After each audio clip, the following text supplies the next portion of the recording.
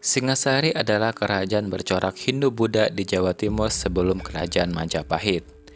Kerajaan ini semula bernama Tumapel dan diperkirakan berada di wilayah Kecamatan Singasari, Kabupaten Malang, Provinsi Jawa Timur. Ada kisah cinta terlarang yang mengawali sejarah kerajaan Singasari. Setidaknya, menurut kitab Pararaton, demi hasrat memiliki Ken Dedes, Ken Arok membunuh Tunggul Ametung, merebut dan memerdekakan Tumapel dari kerajaan Kediri, lalu bertahta sebagai raja pertama Singasari sejak tahun 1222 Masehi. Ken Arok adalah anak dari seorang pejabat daerah era kekuasaan kerajaan Kediri. Namun, Ken Arok justru tumbuh sebagai sosok berandal yang gemar berjudi dan kerap melakukan aksi perampokan. Hingga akhirnya Ken Arok bertemu dengan seorang Brahmana yang konon datang dari India bernama Loh Gawe.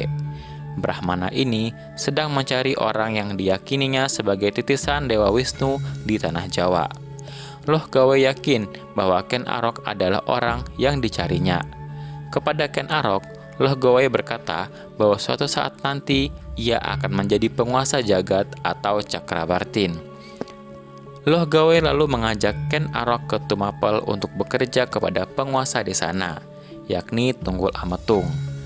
Atas permohonan Loh Gawe, Tunggul Ametung bersedia menerima Ken Arok sebagai pengawalnya. Permintaan langsung Loh Gawe sebagai seorang Brahmana tentunya sulit ditolak oleh Tunggul Ametung. Terlebih, kepada Tunggul Ametung, Loh Gawe mengatakan bahwa Ken Arok adalah anak angkatnya. Tunggul Ametung punya seorang istri yang sangat cantik yang bernama Ken Dedes. Ken Dedes merupakan putri dari Empu Purwa, seorang pendeta Buddha aliran Mahayana. Versi lain dari Babat Pasek mengungkapkan bahwa ayahanda Ken Dedes bernama Empu Purwanata, sedangkan Empu Purwa adalah saudara laki-lakinya. Semula, Empu Purwanata tinggal di Daha, ibu kota kerajaan Kediri. Namun, lantaran kelakuan Raja Kediri, yakni Maharaja Kertajaya, yang kejam dan tidak menghormati kaum Brahmana, maka Empu Purwanata dan para Brahmana lainnya pergi ke Daha. Empu Purwanata kemudian menetap di desa Panawijen, yang sekarang sekitar kota Malang, di lereng Gunung Kawi, dan merupakan wilayah Tumapel yang dipimpin oleh Tunggul Ametung selaku Akuwu atau pejabat daerah setara camat. Tumapel saat itu termasuk wilayah dari kekuasaan kerajaan Kediri. Kecantikan Ken Dedes dari Empu Purwanata telah tersohor. Kabar tersebut didengar pula oleh Tunggul Ametung yang kemudian pergi ke Panawijan karena penasaran dengan Ken Dedes. Ken Dedes memang sangat cantik dan langsung membuat Tunggul Ametung jatuh hati. Saat Tunggul Ametung pun tiba, Ken Dedes sedang sendirian di rumah karena Empu Purwanata tengah berada di hutan. Ken Dedes pun meminta kepada Tunggul Ametung untuk menunggu ayahnya pulang. Namun, lantaran hasrat yang sudah tidak kuasa ditahan, Tunggul Ametung justru membawa paksa Ken Dedes ke Tumapel. Ketika Empu Purwanata pulang, ia tidak mendapati putri kesayangannya.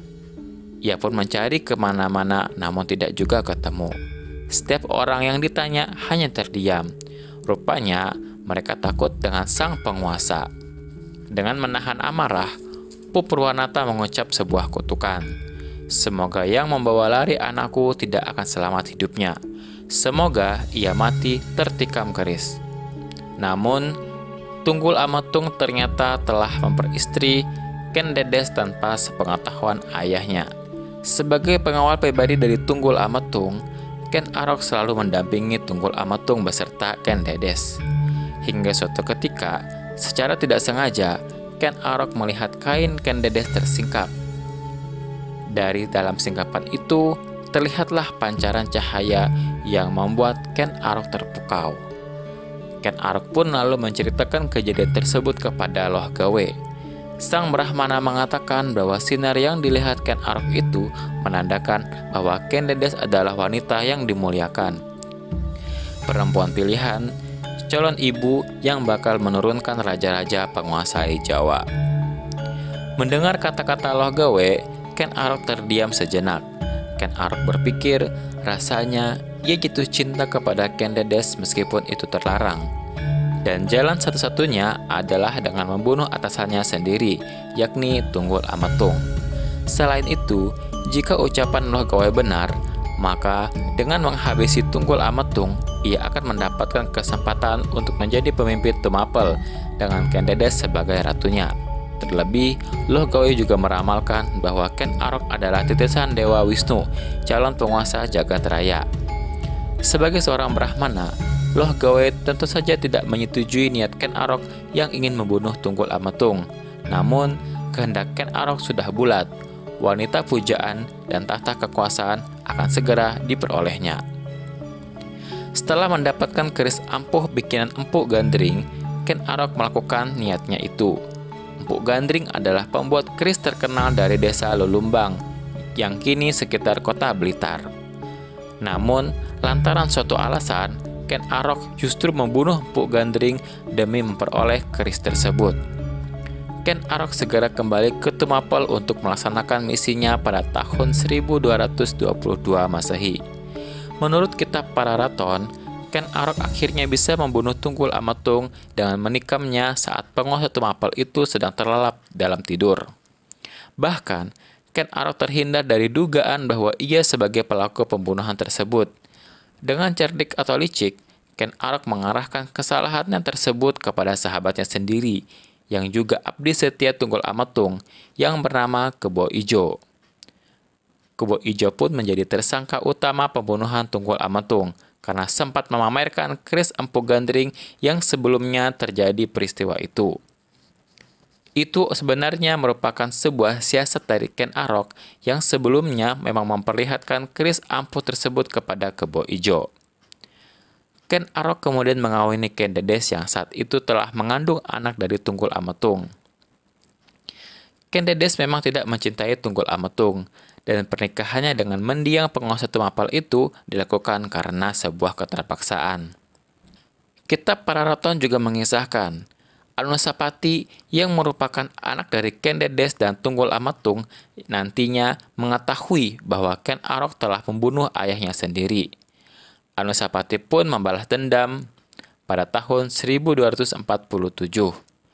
Anusapati menghabisi nyawa ayah tirinya, Ken Arok, dengan keris Empu Gandring yang juga digunakan oleh Ken Arok untuk membunuh Tunggul Ametung ayahnya Anusapati. Setelah membantai Tunggul Ametung dan mengawini Ken Dedes, Ken Arok mendeklarasikan berdirinya kerajaan Tumapel pada tahun 1222 Masehi. Kitab Pararaton juga menyebutkan bahwa Ken Arok menyandang gelar Sri Rajasa Batara Sang Amurwa Bumi. Ken Arok bahkan berambisi memerdekakan Tumapel dari pengaruh kerajaan Kediri.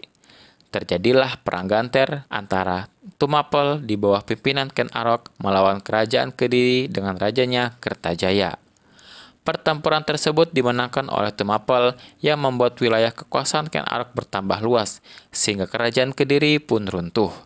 Kerajaan Tumapel pada akhirnya lebih dikenal dengan nama Kerajaan Singasari, sesuai nama pusat pemerintahannya. Kitab Pararaton menyebutkan bahwa pemerintahan Ken Arok sebagai penguasa Tumapel alias Singasari sekaligus yang mengawali Wangsa Rajasa berlangsung lama, yakni pada tahun 1222 hingga 1247 Masehi. Pada tahun 1247 Masehi, Ken Arok tewas dibunuh oleh Anusapati. Kemudian, jenazah Ken Arok diyakini disemayamkan di Candi Kagenengan, Malang, Jawa Timur. Pernikahan Ken Arok dan Ken Dedes dikaruniai 4 orang anak, yaitu Mahesa Wong Ateleng, Apanji Saprang, Agni Baya, serta Dewi Rimbu. Selain Ken Dedes, Ken Arok juga beristrikan Ken Umang. Perkawinan ini dikaruniai 3 orang putra dan 1 orang putri, yang masing-masing bernama Panji Tohjaya, Panji Sudatu, Tuan Nuregola, serta Dewi Rambi. Menurut kitab Pararaton, Tohjaya nantinya membalaskan dendam Ken Arok dengan membunuh Anusapati, juga menggunakan keris Empu Gandring pada tahun 1249 Masehi. Selanjutnya, Tohjaya pun bertahta sebagai penguasa kerajaan Singasari. Demikian sejarah singkat mengenai Ken Arok dan Ken Dedes. Jangan lupa like, subscribe, dan komen. Terima kasih.